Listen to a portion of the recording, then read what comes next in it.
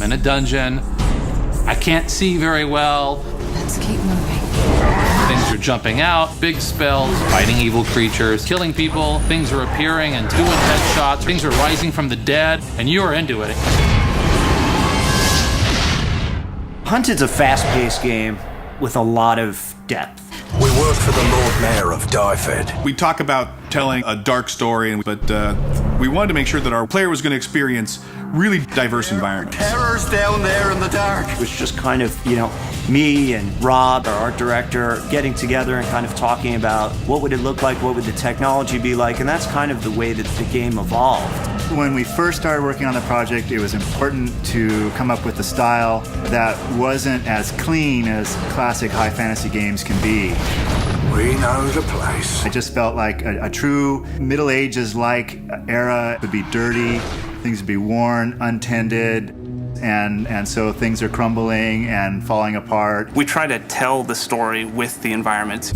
The wear and tear, the grime we put on it, we try to give that sense of history. You come into an area with ancient ruins of some civilization that used to live in an area, but it's about giving the world this richness and this life that is larger than the span of the game story we're telling. There are different engines that people use for different things in the gaming business. In this particular case, we use the Unreal Engine.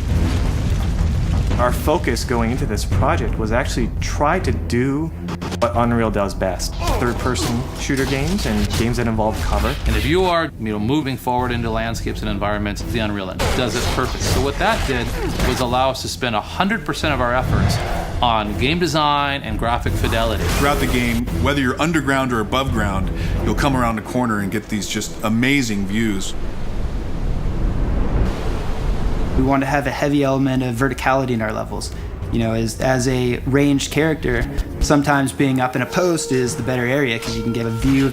As more of a melee character, you can sit there and protect that area. Use a little help here. Well, this is one of the final areas. When we first started, we talked about doing a tower and doing something big, but it's been done so many times, and we thought, let's do a giant pit instead. There might be a little bit of a spider problem down here.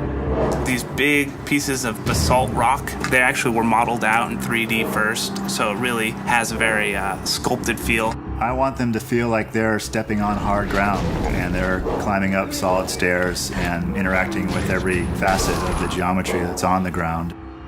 We need to be at the Fountain of Alicia by morning. It's not so typical in a console game to be able to create your own world. But I can't thank you enough. What happens if I could build my own dungeons? And that was the founding principles of Crucible.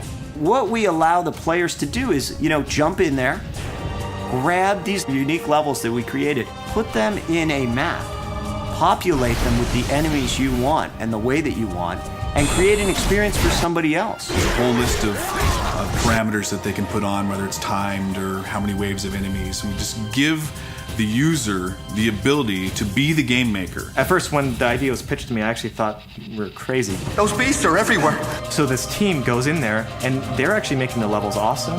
What we ended up designing was actually a very cool system.